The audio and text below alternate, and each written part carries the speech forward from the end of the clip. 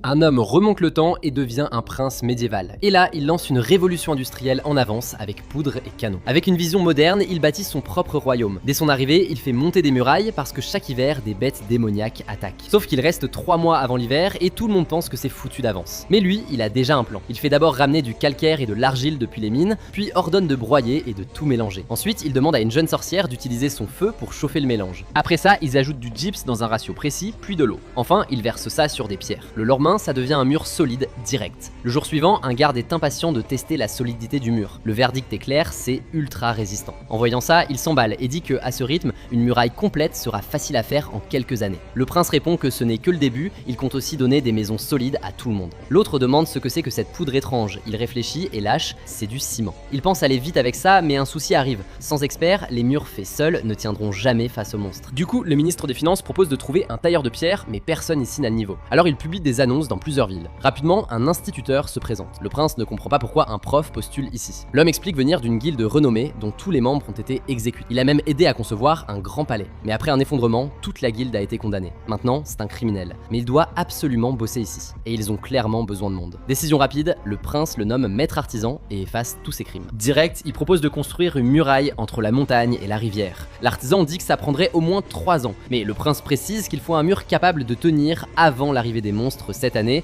Alors l'artisan ajuste tout, taille, épaisseur et main d'œuvre. Conclusion, faisable en 3 mois. Par contre, avec si peu de temps, trouver les matériaux devient un vrai problème. Le prince lui fait signe de ne pas s'inquiéter. Il lui montre le mur déjà construit et l'artisan est bluffé. Avec ce matériau, plus besoin de tailler ni polir, donc 3 mois, c'est largement possible. Le prince lui dit d'y aller sans hésiter et de voir le ministre s'il manque de quoi que ce soit. Et là, il aperçoit une sorcière qui arrive et reste choqué. Il pensait que cette fille avait été exécutée. Le prince explique alors que pour lui, les sorcières ne sont pas mauvaises, donc il refuse de les tuer. En entendant ça, l'artisan est soulagé et révèle enfin pourquoi il est venu. En fait, son élève est aussi devenue une sorcière. Le prince sourit simplement. Il lui dit de l'amener demain et promet de la protéger. Le lendemain, il arrive avec la jeune fille. Elle est super timide et le salue de long. Voyant sa peur, il lui tend une pâtisserie. Ses yeux brillent direct, mais elle n'ose pas avancer. Dans ce monde, les sorcières sont condamnées à mort. Elle refuse de risquer sa vie pour un simple dessert. À ce moment-là, l'autre sorcière arrive. Elles étaient camarades de classe. La fille ne se retient plus, elle court et la serre dans ses bras. Heureuse, elle mange enfin la pâtisserie. Puis elle montre son pouvoir. Elle peut soigner et même recoller des membres coupés. Le prince comprend tout de suite que c'est une ressource énorme pour la ville, surtout quand les monstres arriveront, elle pourra sauver plein de blessés. Le lendemain, il prend une grosse décision. Échanger les ressources locales contre de la nourriture avec une ville voisine. Mais ça énerve de seigneurs voisins. Avant, ils vendaient cher leurs ressources contre de la nourriture bas de gamme, puis ils faisaient un max de profit. Maintenant que le deal est coupé, ils envoient un émissaire pour comprendre. L'émissaire arrive en ville et voit les cargaisons de nourriture, mais garde le silence et file au château. Prévenu de sa venue, le prince prépare un grand repas avec la